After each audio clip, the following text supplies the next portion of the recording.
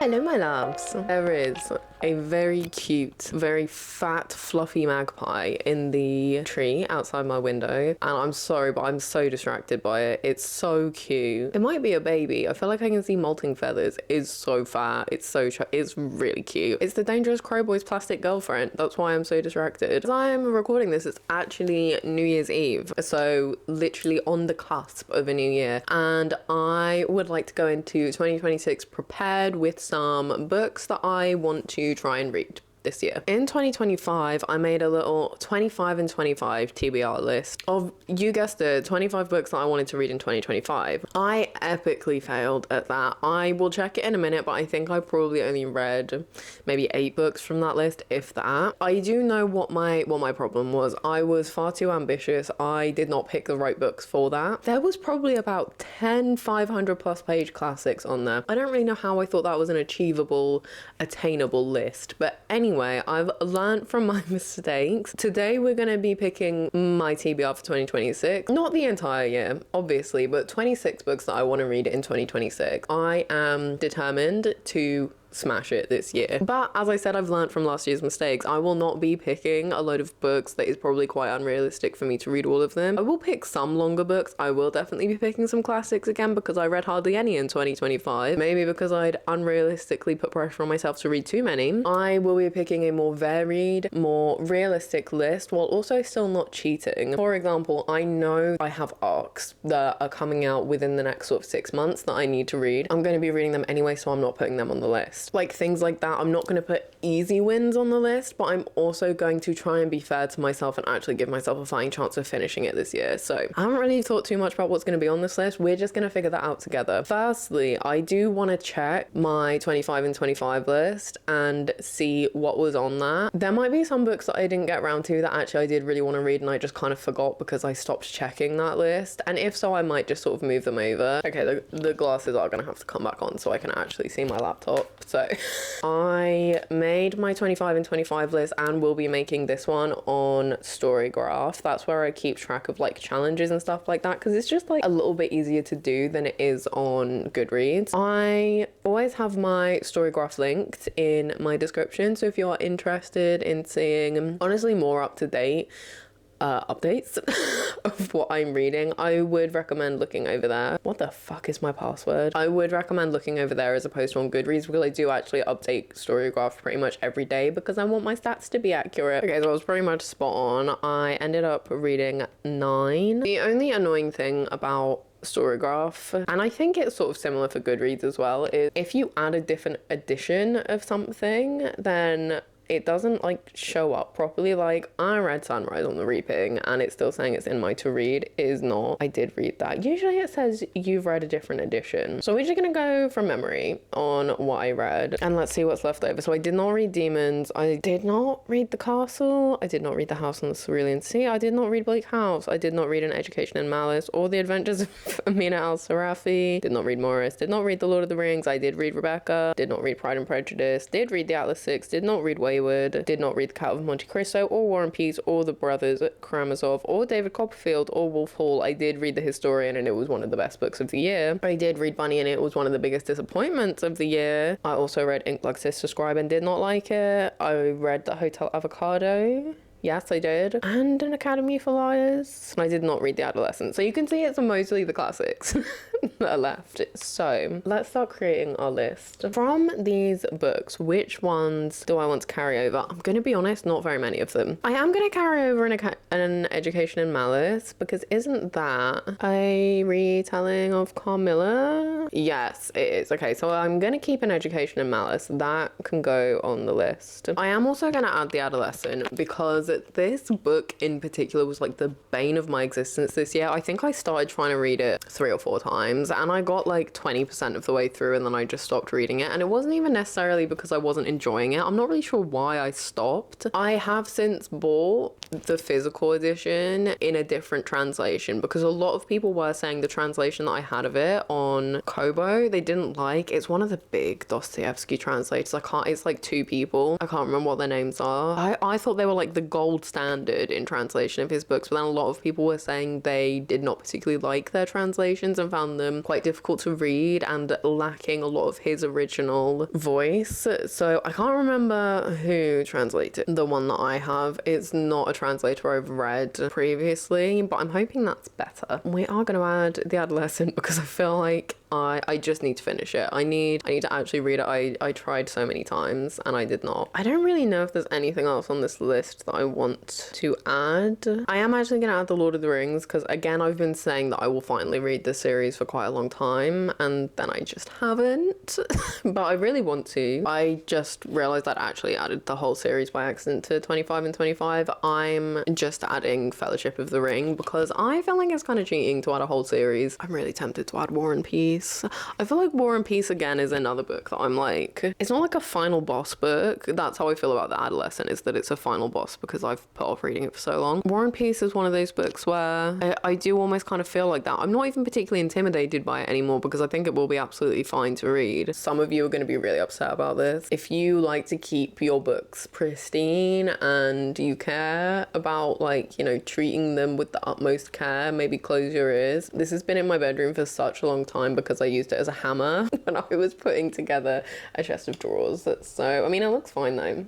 It looks absolutely, it didn't work very well as a hammer, but anyway, don't know whether to add it though or not. I'm gonna leave it for now, and if I'm jonesing for a book at the end, then I'll add it. I am also gonna add Wolf Hall. I think that was the only other book on here I wanted to add. Yeah, again, a book I've been meaning to read for such a long time, and I know that I would enjoy this book. It is historic, widely regarded as a very well researched and, you know, mostly accurate historic novel, and it's about like one of my favorite periods in history. I don't know why it's taken me this long. I have all 3 of the books, but again, I'm only gonna add the first one to this series. That is 4 books down, not as many as I was expecting. What I wanted to think about next was maybe like releases that I know might be coming out in 2026 that I really want to read. Unfortunately, don't think a lot of them have been uploaded to here yet, so I might just have to like retrospectively add them, but me saying this here shows that they're part of the challenge. So the first one that I know is coming out this year, I'm pretty sure is coming out this year, is the new Leigh Bardugo Six of Crows book. What is it called? It's going to be like a short novella called like Letters from Ketterdam, something about darkness. It's not called Into Darkness, and that Star Trek film. I don't know, whatever that book is. Of course, that is going to be one of my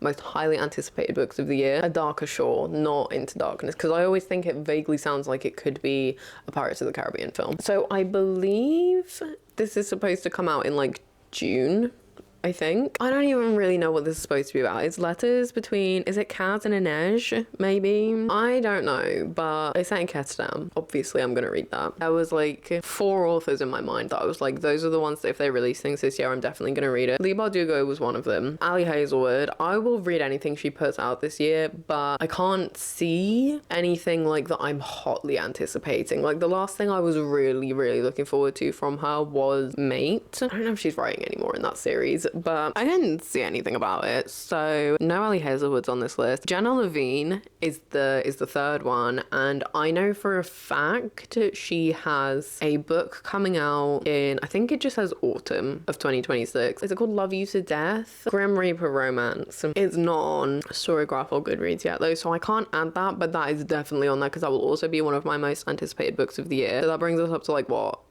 6. And then the 5th author, my new favorite author, Lana Pecherczyk. There's several of her books that I want to add. One of which I have just been notified has been delivered to the little like in-post locker around the corner from me. So I'm gonna go pick that up right now and then we'll add her books. A few moments later. Oh, I'm embarrassingly out of breath now, but woo! What is this?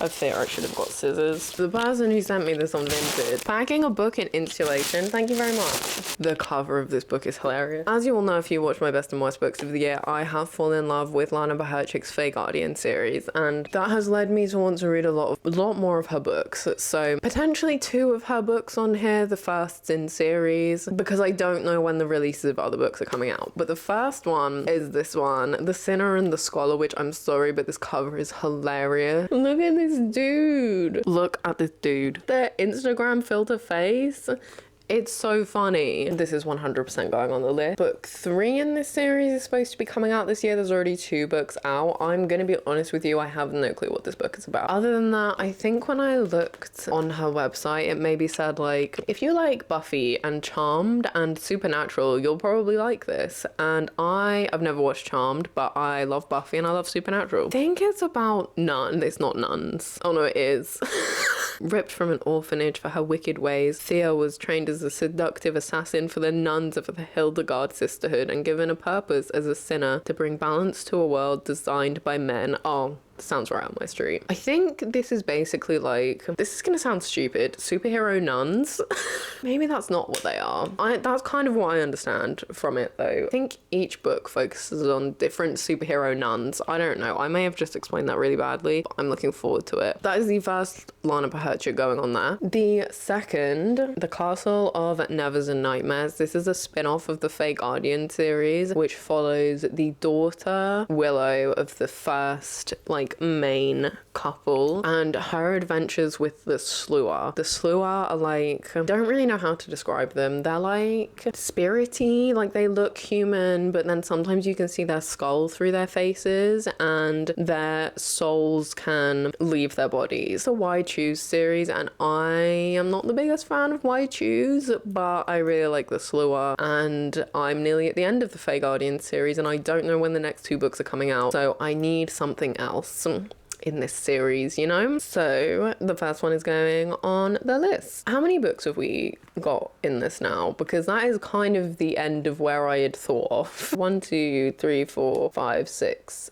7, fuck. Like another 19 books. Okay, so now is where we have to look at the books I already own and also I need to grab my Kobo. I'm trying to stick to books I already have. I do have some holds on the library, so maybe some of those books will go on there depending on what they are. So before I go fully into the stacks, let me grab the 2 books that I already know that I want to add. Both of these books were Christmas presents, so thank you very much, Frankie, for getting me these books. The first one is Katabasis by R.F. Kuang. I can't 100% remember what this is about either. Is it she has to go to hell? To hell? Is it her academic advisor, I think, is for some reason in hell and she needs to go and rescue him. That's all I really know. Despite the fact that I've only read one of her books, Babel, I enjoyed that so thoroughly and I enjoyed her writing and the characters so much that I have really been meaning to read more of her book. It feels a bit Ninth House to me. That's the vibe I'm kind of getting from it. When's that book coming out? Third one of them coming out, right? Leigh, when are you going to release that? Because I would also be in this if it's coming out this year, but I doubt it is.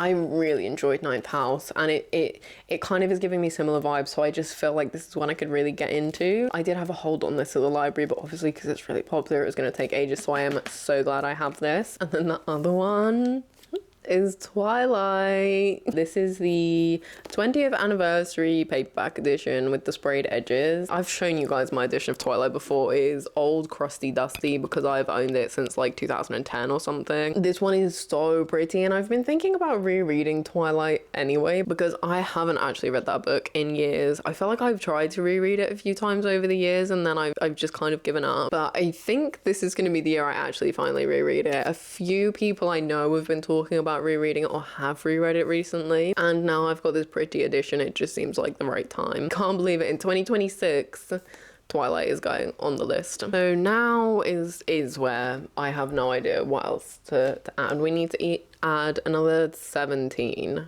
books to this list, which in theory shouldn't be that hard given how many books I own. I'm gonna look at my library holds. I'm basically just trying to avoid standing up. I'm looking at my bookshelf, that's what I'm trying to do. The one book that I have a hold on that I'm actually gonna add, which I've already forgotten the name of, The Rebel and the Rose by Catherine Doyle. This is the second book in the, I can't remember what the actual series called, but the first one was The Dagger and the Flame. The City of Phantoms series, that's what it's called. I'm gonna need to reread the first one in order to read the second one whenever. I think it said I've got like 11 weeks left on my hold, so I'll have to reread the first one first, I think, because I don't really remember what happened in it. But I do remember really enjoying it. Looking back, I rated it 4.5 stars, so clearly I did enjoy it at the time. Okay, now we have 16 books to add. Let me look at my bookshelf. Massive unhauling coming soon.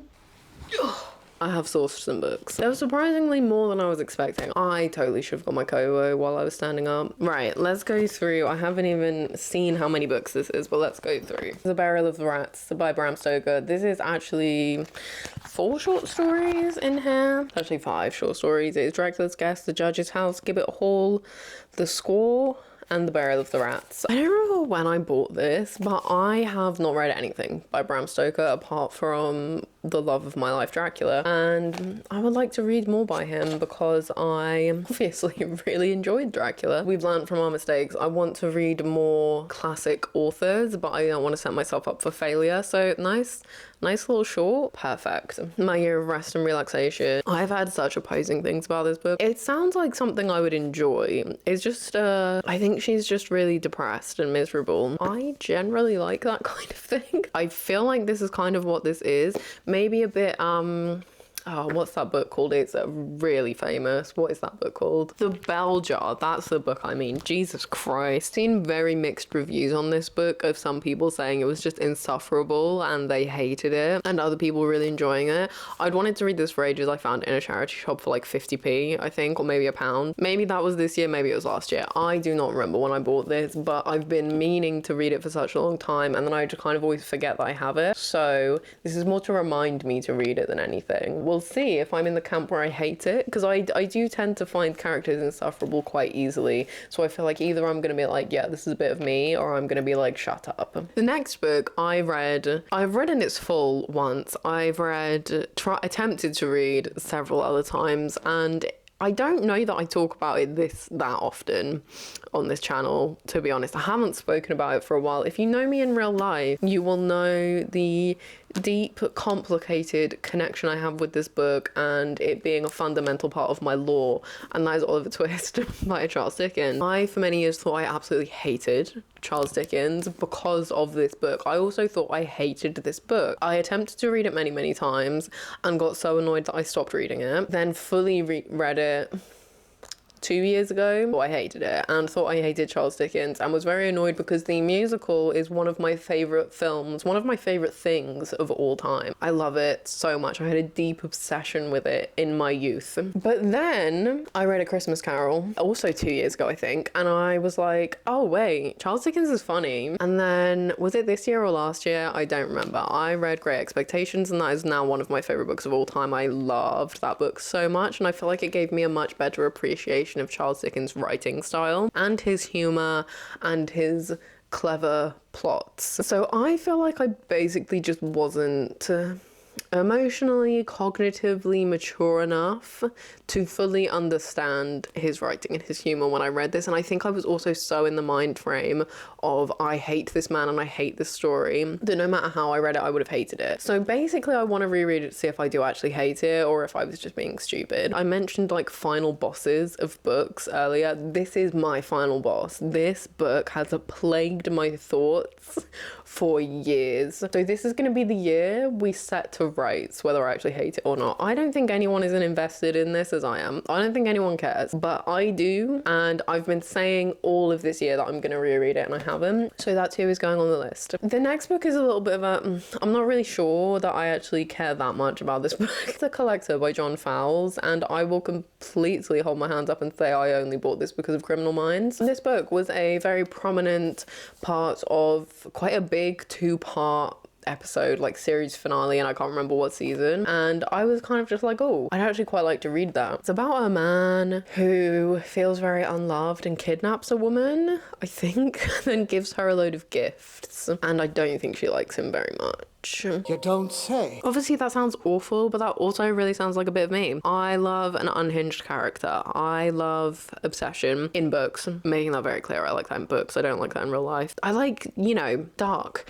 gritty, what the fuck are you doing kind of reading. So I'm hoping I'll really enjoy it. Empire of the Vampire by J. Christoph. I have been meaning to read this for such a long time. I am somewhat intimidated by how big this book is. I've heard such good things about this book. I don't think I've ever heard a single bad thing about this book. I don't even really know what it's about other than that it's fantasy vampires, right? That's all I really need to know that I want to read something. The Holy Grail? But this seems to me, the vibe I get from it is that it's quite politics heavy, and I think that's what's put me off it. I feel like I'm really gonna need to concentrate on this, and it's a chunky boy. I feel like it's the kind of book that, although I'll really have to concentrate on it, it will be worth it. You know, I'm hoping so. Anyway, I have bought 2 other books in this series. I have them on my Kobo, not physically. So I'm really hoping that I do enjoy it. I feel like this could be one of the harder books on the list for me to read, just because I've like almost developed this mental block around it, even though I know that I will probably enjoy it and I'm really looking forward to it. Oh, is that art in this?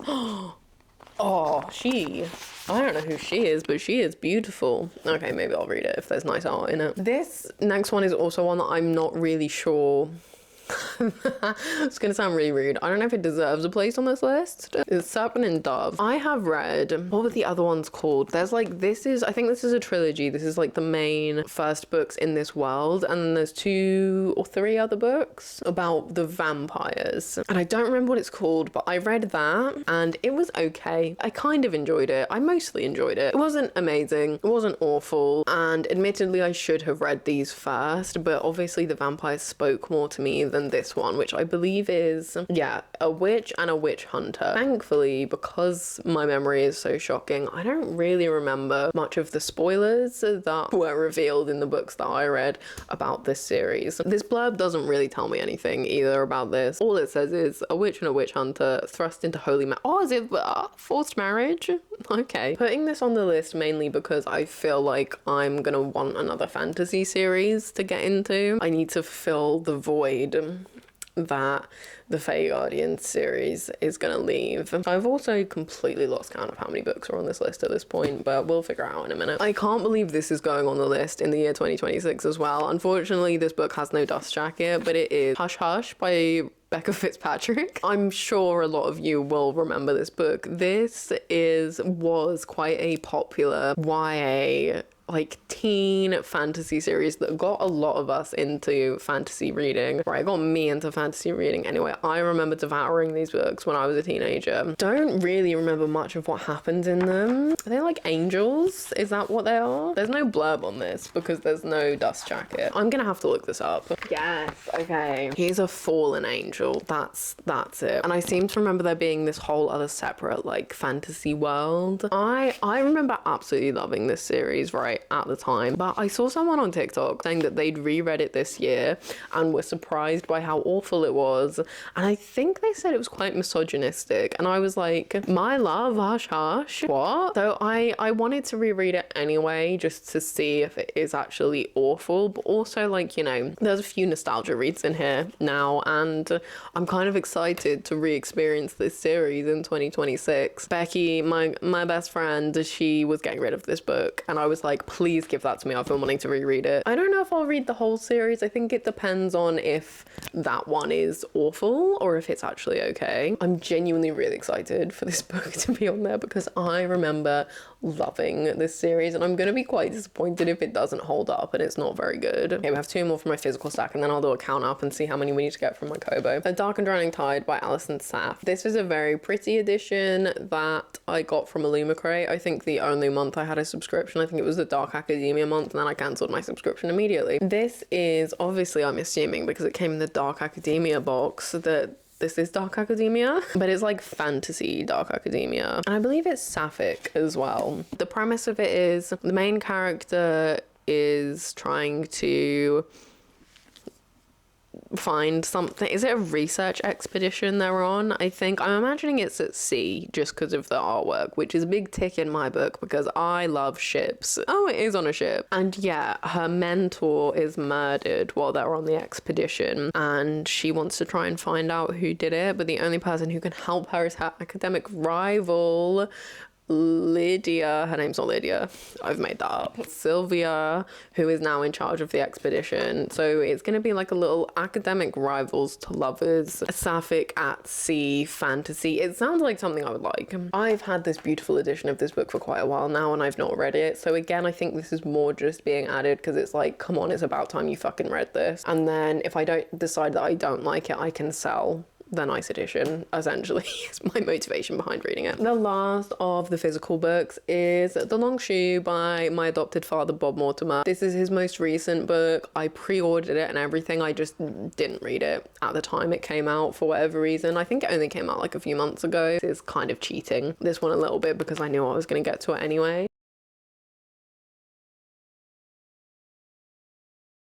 My camera battery died, and despite having 3 backup batteries, they were all dead, so it's like 2 hours later.